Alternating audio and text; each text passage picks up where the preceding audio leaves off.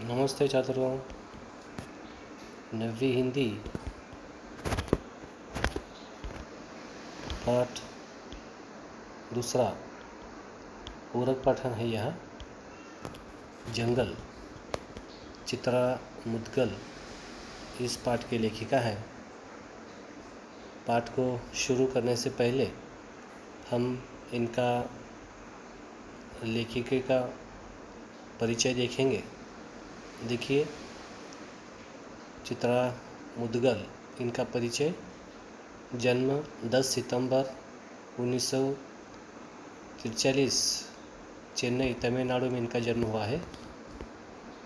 परिचय। चित्रा मुदगल जी के लेखन में वर्तमान समाज में रितती हुई मानवीय संवेदनाओं, नए ज़माने की गतिशीलता और उसमें ज़िंदगी की मजबूरियों का चित्रण बड़ी गहराई से हुआ है। तो हमने देखा कि वर्तमान समाज की जो रीत है, मानवीय संवेदना है और नए ज़माने की जो गतिशीलता है और आदमी की ज़िंदगी की जो मजबूरियां हैं, इनका चित्रण उन्होंने बड़े अच्छे ढंग से किया है। और उनकी प्रमुख कृतियाँ देखिए। एक ज़मीन अपनी आवा आदि उपन्यास है। भूख लाक्षागृह लपटे, मामला आगे बढ़ेगा, अभी आदि अनादि कहानी संग्रह है यह। जीवन मणिमेघ आदि बाल उपन्यास। दूर के ढोल, सूझबूझ आदि बाल कथा संग्रह है। गद्य संबंधी, अब इस गद्य में क्या लिखा है देखिए, उसके संबंधी मालूमात है। संवादात्मक कहानी है यह। किसी विशेष घटना की रोचक ढंग से संवाद रूप में प्रस्तुति संवादात्मक कहानी कहलाती है। अब संवादात्मक कहानी किसको कहते हैं कि किसी विशेष घटना की, मतलब किसी घटना का रोचक ढंग से संवाद के रूप में प्रस्तुति अगर होगी तो उसको हम संवादात्मक कहानी कहते हैं। प्रस्तुत कहानी में मुदगल जी ने खरगोश के माध्यम से बाल मानस की अनुभूतियों, प्राणियों के साथ व्यवहार, उनके संरक्षण एवं प्राणी मात्र के प्रति दयाभाव को दर्शाया है। तो इस कहानी में खरगोश के माध्यम से एक बच्चों की मानसिकता और उनको जो अनुभूतियाँ होती है और प्राणियों के साथ उनका जो व्यवहार होता है, उनका जो लगाव होता है बच्चों का, और उनके प्रति, प्राणियों के प्रति जो दयाभाव होता है, वह इस पाठ के माध्यम से हमें बताया गया है। अब देखिए, पाठ शुरू करने से पहले संभाषणीय। जंगल में रहने वाले पक्षियों के मनोगत, इस विषय पर कक्षा में चर्चा का आयोजन कीजिए। तो यह विषय हमें दिया गया है कि जंगल में रहने वाले पक्षियों के मनोगत। तो जंगल में जो पक्षी रहते हैं उनके मनोगत, इस विषय पर कक्षा में चर्चा का आयोजन कहने के लिए कहा गया है। अब देखिए, पिंजड़े में कौन से पक्षी रखे जाते हैं, पूछे, मतलब बच्चों से पूछना है कि पिंजड़े में कौन कौन से पक्षी रखे जाते हैं। पक्षियों की बोलियों की जानकारी लें। तो पक्षी जो बातें करते हैं, पक्षी जो एक दूसरे से संभाषण करते हैं उनकी भाषा में, तो उनकी बोलियों का हमें जानकारी लेनी है, उनकी बोलियों की। पक्षी एक दूसरे से और विद्यार्थी से पक्षियों के संवादों का नाट्यकरण करवाएं। तो बच्चों को पक्षी बनने के लिए कहा गया है और उनके पक्षियों में जिस तरह से संवाद चलते हैं उसका यह नाट्यकरण करने के लिए यहाँ पर हमें कहा गया है। अब देखिए, पाठ को हम शुरुआत करते हैं। जंगल। रीडर अनिमा जोशी के मोबाइल पर फ़ोन था। मांडवी दीदी की बहू तविशा का। कह रही थी, आंटी बहुत ज़रूरी काम है, अम्मा से बात करवा दें। अनिमा दीदी ने असमर्थता जताई। मांडवी दीदी कक्षा ले रही हैं, बाहर आते ही वह संदेश उन्हें दे देगी। वैसे हुआ क्या है? घर में सब कुशल मंगल तो है? देखिए कि रीडर जो है अनिमा जोशी के मोबाइल पर फ़ोन आता है मांडवी दीदी की बहू तविशा का, और कह रहे हैं कि आंटी बहुत ज़रूरी काम है और अम्मा से बात करनी है। तो अनिमा दीदी ने असमर्थता दिखाई, क्योंकि मांडवी दीदी जो है वह कक्षा में थी और पाठ ले रही थी। तो उन्होंने कहा कि बाहर आते ही मैं उन्हें यह संदेश दे दूंगी।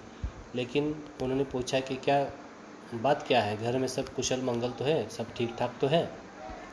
परेशानी का कारण बताने की बजाय तविशा ने उनसे पुनः आग्रह किया, आंटी अम्मा से बात हो जाए तो। अनिमा जोशी को स्वयं उसे टालना बुरा लगा। उचित नहीं लगेगा तविशा, अनुशासन भंग होगा।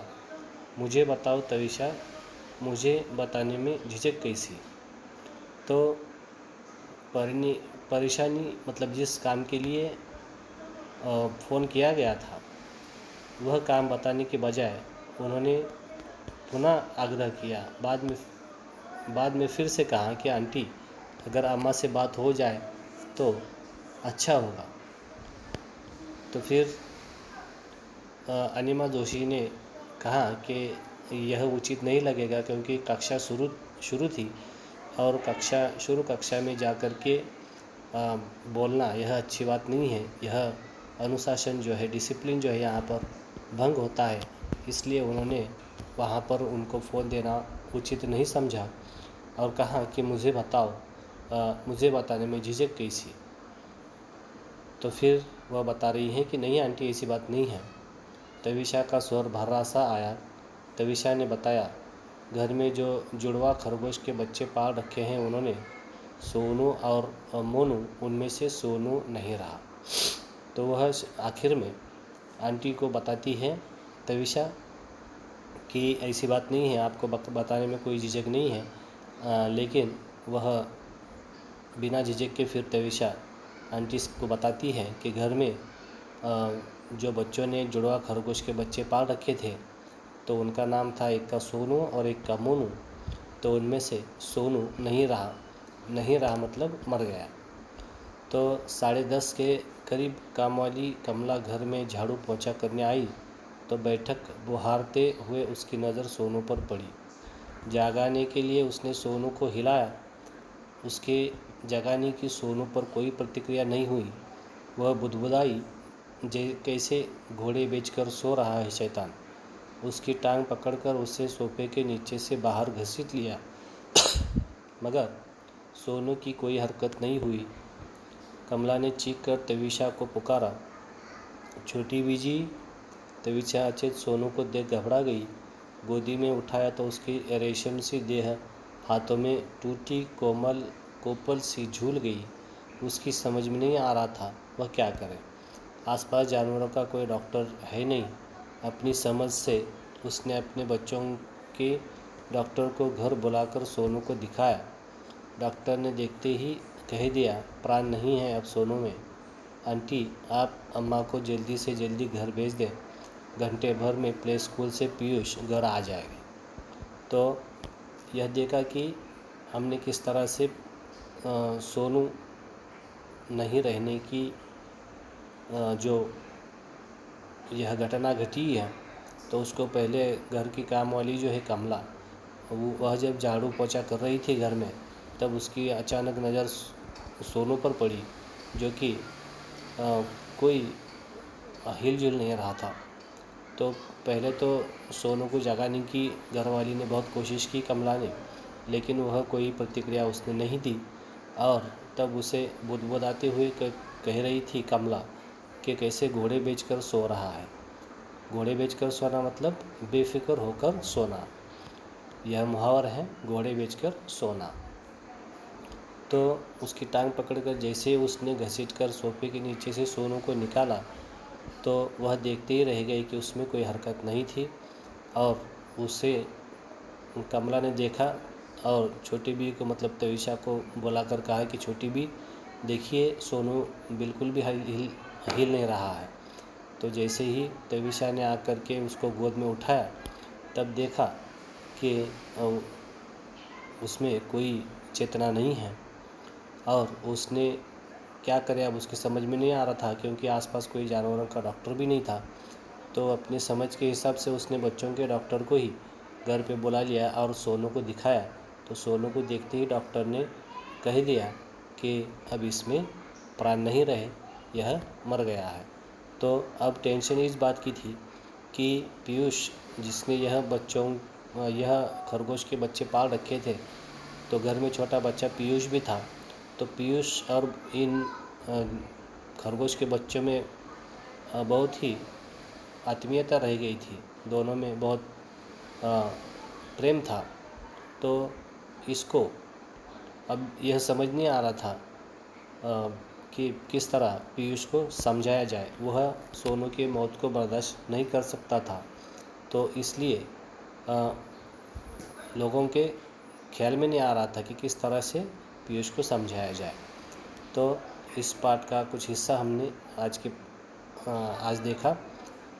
तो इस पर जो नए नए शब्द हमारे पढ़ने में आए हैं, तो आप इस पाठ के हिस्से को फिर से पढ़िए और इस पर जो नए शब्द हैं उसको लिखिए और उसका अर्थ जानने की कोशिश कीजिए और पाठ को अर्थ लगाने की कोशिश कीजिए।